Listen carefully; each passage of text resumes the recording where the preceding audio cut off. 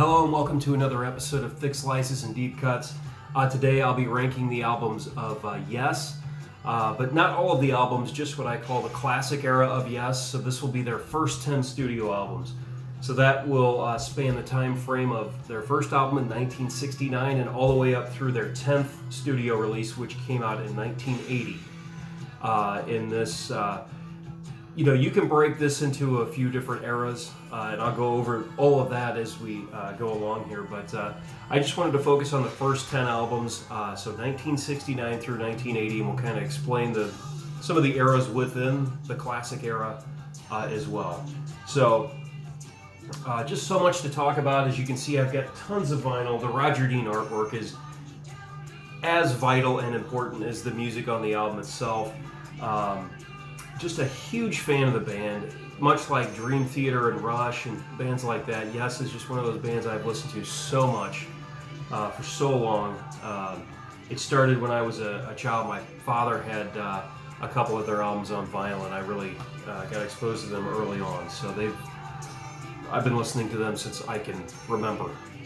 But we'll get right into it. So I'm going to rank 10 albums. I'm going to start at number 10 and go down to number 1. Again, this is all from their classic era. So at number 10, and it's part of this cool vinyl, 2 originals from Yes, I am going with their first album, just simply titled Yes. It came out at the end of 1969, self-titled. This is a promising beginning for the band. So it's a little raw, You're not yet seeing Bill Bruford's incredible jazzy rhythms on full display. John Anderson's still working on his voice, but all the potential's there. Chris Squire isn't quite going insane on the bass at this point. Steve Howe is yet to be in the band. You have Peter Banks as your guitar player at this stage. Tony Kaye was your keyboard player here. So in the beginning, you've got just 8 songs. They're doing covers of David Crosby. They're doing a cover of looks like Lennon and McCartney. So they're doing a Beatles cover as well. I like this album, but again, in ranking these, I got to figure out which ones do I like the most and how many songs do I like on this album. And while I hear a lot of promise on this album, the only songs I really like, and I do like them, Looking Around is a good one, and Survival is probably the best one on here. Those 2 songs are definitely good. Every Little Thing is okay, but again, it's a Beatles cover. Yesterday and Today is okay. Sweetness is alright. It shows a lot of promise. Again, probably only 2 tracks that are what I would say very good, but still showing many signs of promise. So coming in at number 10, but showing a lot of promise, I'm going with their debut from '69, the self-titled debut. Okay, coming in at number 9, from 1978, I'm going with Thermado. Now I'm going to be pretty critical of this album, and you're going to wonder why I didn't just rank it number 10. Well, I'm ranking it 9 and not 10 because I think that even though this is a disappointing album and very annoying and irritating in many ways, it's still, you've got Rick Wakeman, you've got Steve Howe, you've got Alan White at this point on drums. There's really only one song on here that I really like, and that's called On the Silent Wings of Freedom. It's the longest song and probably the most progressive. I think some of the songs have moments, like Future Times Rejoice has some moments. Release is pretty good. It's probably my second favorite on here. Arriving UFO is bizarre. Onward is alright. The hit from this is called Don't Kill the Whale. Doesn't do anything for me. I don't not like it. It's a short little non-progressive track. And so I'm not a huge fan. I'm also not a huge fan of this cover. So I prefer at this stage in their career if they just stick with Roger Dean artwork. And in this case, other than the logo, they're trying something kind of artsy there. But it just feels like this band ran out of ideas. They just seem like the ideas the well ran dry during this session. And Rick Wakeman, an incredible keyboard player, but he sounds absolutely half-hearted. His keyboard tones here in the late 70s sound terrible. They even sound sloppy. Everything about his performance on here just sounds uninspired and sloppy, and it just drives me nuts. And Steve Howe's guitars on here he's doing a lot of annoying guitar sounds on here. I'm sure he's trying to do different things, but this album just sounds pretty rough. And it's no wonder that two of the main pieces here, John Anderson and Rick Wakeman, left after this album. You know, it doesn't surprise me that the band had some turnover after this, because this was, to me, this was a failure. During a time when they were putting out high quality material, this was a huge disappointment. It's hard for me to rank it ahead of the first album. I just think the first album was just, you know, they hadn't even found their stride quite yet. Whereas with this one, they have all the pieces in place. They did not write good material for this album. But again, On the Silent Wings of Freedom is good. It's got moments on it here and there. But there you go. I'm highly critical of this album, number 9, Thermado from '78. Okay, coming in at number 8, we're going to go back to this. And this time we're going to focus on their second album from early 1970s called Time and a Word. This is a massive improvement over the first album. You know, I think Sweet Dreams is probably the best song on here. Astral Traveler is great. Then is an excellent song. So I think Astral Traveler, Sweet Dreams, Then, those are all excellent. The title track's pretty good, Time and a Word. Every Days is a cover, but that's not too bad. No Opportunity Necessary, No Experience Needed, also a cover, but that one's pretty good. So their second album, which I'm ranking 8th here, is a vast improvement over the first album. The first album maybe had a couple of songs. The second album has 4 or 5 good songs. Again, this is even though Steve Howe is in the picture, he's not on the album. So Peter Banks does the guitars for this album, and then I guess left the band before the album was released.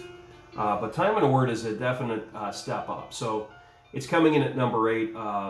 Definitely number 8, head and shoulders above what I rank number 9 and 10. So Time and a Word showing definite improvement, and a nice little hint here is that this guy joined the band and is going to be on the albums that come after this one. So at number 8, you've got their second album from 1970, Time and a Word. Okay. Coming in at number 7, an album I absolutely enjoy. It's tough to believe that it's coming in at number 7 of 10, but this is where they all get really good. I'm going with 1980's Drama. So this is the album after Thermado, and John Anderson, their singer, who you'd think would never have left the band, he leaves the band. He's not singing on this. Also, Rick Wakeman has left as well, so he's not on keyboards. So what do Steve Howe and Chris Squire and Alan White do? They go and get the guys from the Buggles, who did that Video Killed the Radio Star song. You would think it would not be a good fit, but it works. This is a one-of-a-kind album from them. So Trevor Horn is the vocalist on here. He would later produce a lot of Yes material, but he is the vocalist on this. And Jeff Downs, who is their keyboard player to this day, jumps in on keyboards. And you get a little bit of a new wave touch with the classic Yes sound, but some of my favorite songs they've ever done are on here. Machine Messiah is just one of my all-time favorite Yes songs, along with Tempest Fugit. So those two are just absolute classics. Run Through the Light and Does It Really Happen are both really good songs. Into the Lens is strange, but still worth listening to. So this album is very interesting with also classic tracks on here. Very good. I Play Music, the moniker I go by is Machine Messiah. And where do you think I got that from? So, and also awesome cover art. So they got Roger Dean back in the fold for the first time in several years here. So that always helps. But big fan of this album. It's coming in at number 7, but it's a great album. It's a classic album from 1980. And I included this. This is what I consider the last of their classic era. You know, Steve Howe is still with them for one more album before he's, before he takes a break from the band as well. So, but coming in at number 7, I have Drama. Okay. Coming in at number 6, from 1977, I have Going for the One. This was after about a 2.5-year hiatus where everybody did their own solo albums. And it was tough to rank this ahead of Drama, but I just think from beginning to end, this is a better album. Going for the One, the title track is good. Turn of the Century is very mystical and ethereal. Parallels is an incredibly underrated, high-energy track that they do. Wonder Stories, again, ethereal, that kind of thing. Speaking of ethereal, Awaken is the highlight on here. It's just the big, epic track, and it's just so well done. Just very, this whole album is very mystical and ethereal and atmospheric and pleasant and everything else. So this is a very good return to form. Rick Wakeman's on this. He had not been on the previous album, but he's back in the band for this. So this is a classic from 1977. At number 6, I have Going for the One. Okay, coming in at number 5, and these last 5 are all definite classics, and they come from that golden era of the early 70s for Yes. I love this album. Tough to rank at 5, but I'm going with Tales from Topographic Oceans. That album's back there? Yeah. This is a double CD, double vinyl. This is basically 4 side-long tracks, so 4 20-minute songs. It's what I call my favorite flawed masterpiece. So you've got The Revealing Science of God, which is the best thing on here in my opinion. It's for a 20-minute song, it's just got everything you want. It even has a good Rick Wakeman solo. Keyboard solo towards the end, but it's just a great song. And most of this album was written by Anderson and Howe, so I like that. I like when those guys collaborate. Also, the last song is Ritual. That might be the most famous song on the album. Then you get 2 tracks in between, which are kind of filler. The Remembering is pretty good. Less filler, it's pretty good. The Ancient is almost all filler, other than some Steve Howe acoustic playing towards the middle. That's kind of a song they really could have edited down, and I think I heard that Rick Wakeman said they had about 60 minutes of good material. Well, you didn't have CD format back in 1973, so you either had 40 minutes or 80 minutes. You didn't have 60 minutes. So they kind of fluffed out another, quarter of the album to make it work. And you can tell some of these songs, they just could have been edited down. They could have cut some of the fat on, especially those 2 middle tracks, and especially on the song The Ancient, they could have cut that down a little bit. But again, it was a product of the times, and the Times said you need 20 minutes on a side, and if you're going to do a double album, you're going to need closer to 80 minutes of material. So I dig this album. The production's a little, I don't know if it's more raw just because they were trying to record so much music in a shorter period of time or what the case was, but it's what I call a flawed masterpiece. I love it though. Absolutely remember obsessing over it. Back in the day, I would listen to this album all the time. I was just fascinated by it. And the artwork is incredible. So at number 5 from 1973, Tales from Topographic Oceans. Okay, at number 4 from 1971. The first album was Steve Howe. You've got the Yes album. It's, Yours Is No Disgrace and Starship Trooper to me, top 10 songs. Both absolute gems, classics. I've Seen All Good People is one of the radio hits that brought them a lot of notoriety. The underrated gem on here is Perpetual Change. That's a long one that's also good. Then you got Steve Howe does a acoustic piece called Clap, which is pretty short. And there's another shorter song called Adventure, which is pretty cool. So this album is great. To me, this is sort of the beginning of, this is their first classic album right here. This is the beginning. Steve Howe joined, and he made such an impact early on. Especially Yours Is No Disgrace, the opening guitar riff, and it's the first track, and he clearly makes his presence known right away. So coming in at number 4, I have the Yes album. Okay. Tough to pick between 3 and 2 here, but for number 3, I'm going to go with 1974's Relayer. I listened to this one a ton. This is their closest thing to, I guess, jazz fusion. This is the only album to have Patrick Moraz on keyboards. So he replaced Rick Wakeman, who I guess left after Tales from Topographic Oceans, once again being kind of... I don't think Rick was really a fan of the Tales from Topographic Oceans album. So he leaves after that and enter Patrick Moraz. Well, Patrick Moraz brings all kinds of cool fusion-y sounds and textures that you're not going to hear anywhere else but on this album. And this is also a kind of a heavy. The Gates of Delirium is a 21-minute song. It's one of their heaviest, most frantic, most technical, busiest songs they've ever done. It's one of my favorite songs, period, that they've done. It might be my favorite of their 20-minute type songs. They have a few that are pretty darn good, and that's got to be right there. Also, the song Sound Chaser, I love that one. That's very fusion-y and, again, busy. And then it finishes with a mellower one called To Be Over. And this kind of ended a part of an era. After this album came out, they kind of, they toured for it, but they didn't put anything else out for a while. When they came back, their sound had changed a little bit. So this is the last of that classic sound that started with the Yes album, and lasted for 5 albums. So at number 3, I've got Relayer from 1974. Okay. Number 2 could be many people's number 1 from 1972. I have Close to the Edge. What can you say? Classic lineup. This is the last one with Bill Bruford. You've got Rick Wakeman on board, Steve Howe, John Anderson, Chris Squire. This is, to me, this is the ultimate lineup. This is the ultimate lineup. The song Close to the Edge was their first long song that they did, and it's just absolutely a classic. You know, I don't know what else to say that hasn't been said, but it's just a great sidelong epic track, the first of several. You know, And You and I is a nice, mellow, melodic, you know, pleasant one, and then it finishes with a good, high-energy song called Siberian Ketru. So, you know, this is number 2. This could be a number 1. And Relayer has a format similar to this, where you have one sidelong track and then 2 like 10-minute-ish tracks on the second side, so 3 songs total. This is just great. You know, Eddie Offord, by the way, is their producer through all of this. I think he stepped on as an engineer on the Time and a Word album, but he was their producer-engineer, I think, throughout the rest of this classic era all the way through Drama. So, coming in at number 2, an absolute classic, Close to the Edge. And my number 1 album, from 1971 if you're in the UK, but 1972 if you're in North America, we're going with Fragile. And that's what we are listening to here.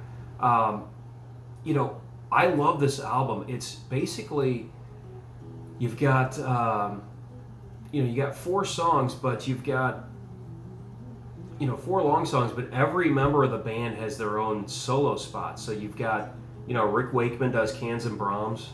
You've got John Anderson does We Have Heaven. You have Bill Bruford do the quirky odd time signature 5% for Nothing. You know, you have Chris Squire doing The Fish. And you have Steve Howe, right now we're listening to it, doing Mood for a Day. And also, to go with all of those cool tracks that drop in, you've got Roundabout, probably their most famous song from this era. You've got South Side of the Sky, which is my all-time favorite Yes song. You've got Long Distance Runaround, which was a radio hit. And then you've got the mighty Heart of the Sunrise. And I just love the vibe on this album. This is the first one with Rick Wakeman. You still have Bill Bruford and Steve Howe's second appearance. So to me, this is just them in their prime. This is the other one of them in their prime. These 2 back-to-back are just absolutely incredible. And I'm a little biased. When I grew up, my dad had this album and Yes Songs. And Yes Songs contains everything from Close to the Edge and most of the Yes album and most of this album. But then you have, you know, the studio version of this. So between Fragile and Yes Songs, I really ate up those that era of the band. So at number 1, and one of my all-time favorite albums is Fragile from 71 or 72, depending on what continent, you know, where you live. But that's my number 1. So, to rank them quickly again here. Coming in at number 10, you've got their debut from 69. Coming in at number 9, you've got from 78, you've got Thermado. Coming in at number 8, their second album from 1970, you've got Time and a Word.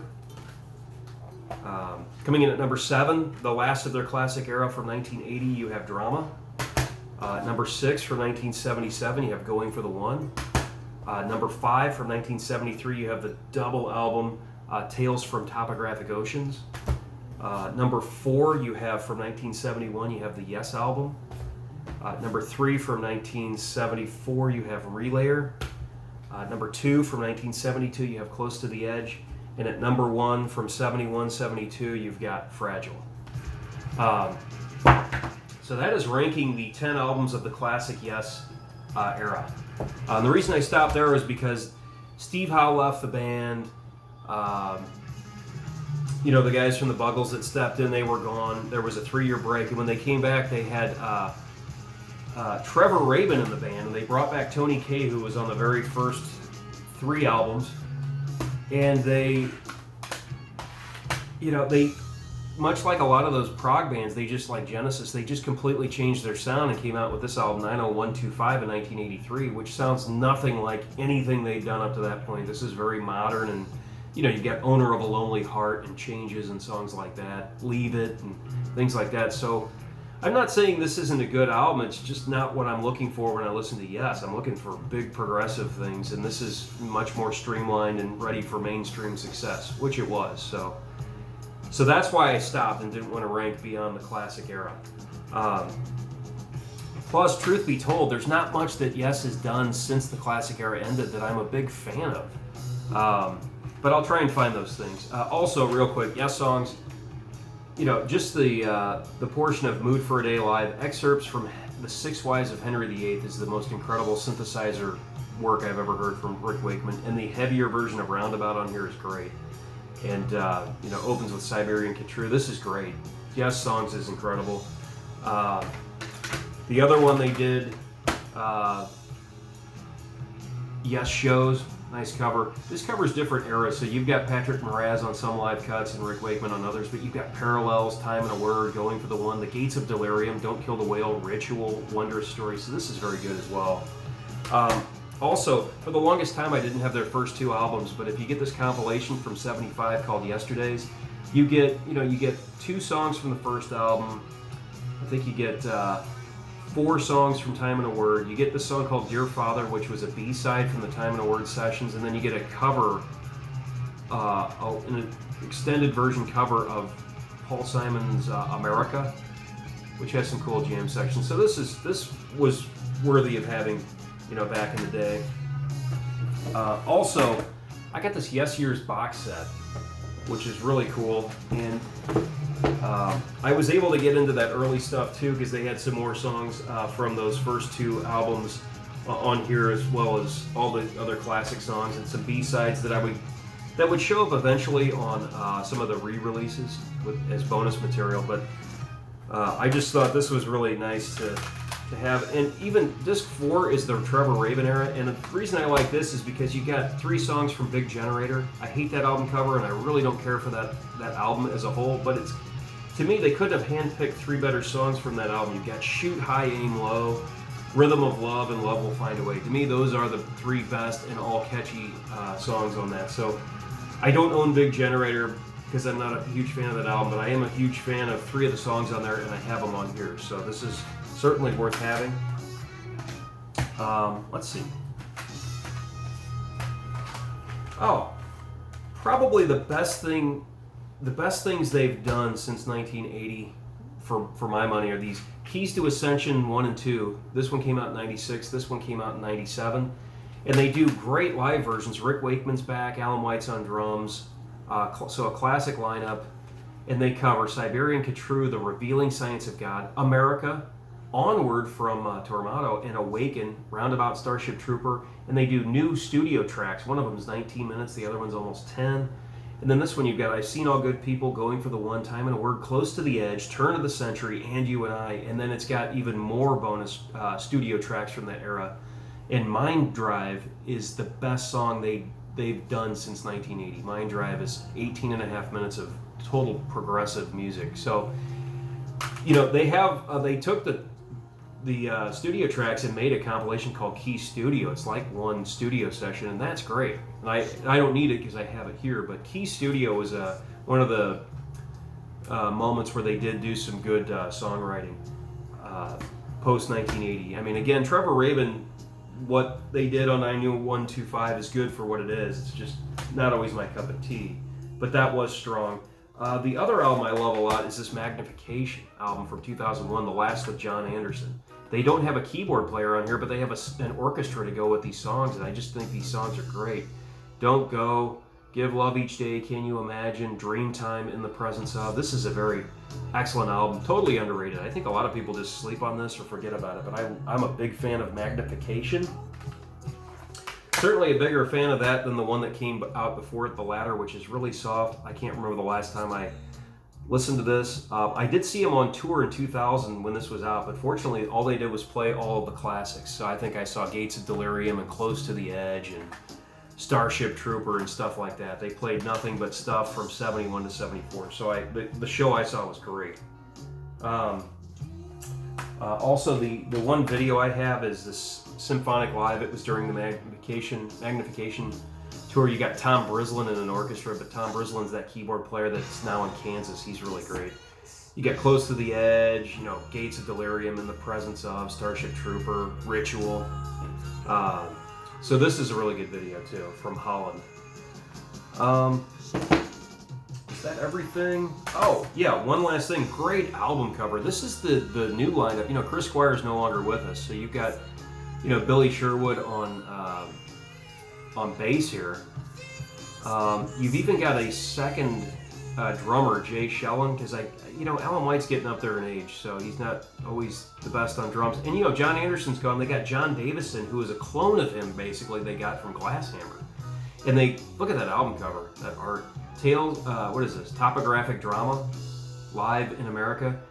They cover drama in its entirety, which I think is great. So you've got Machine Messiah and Tempest Fusion and all that.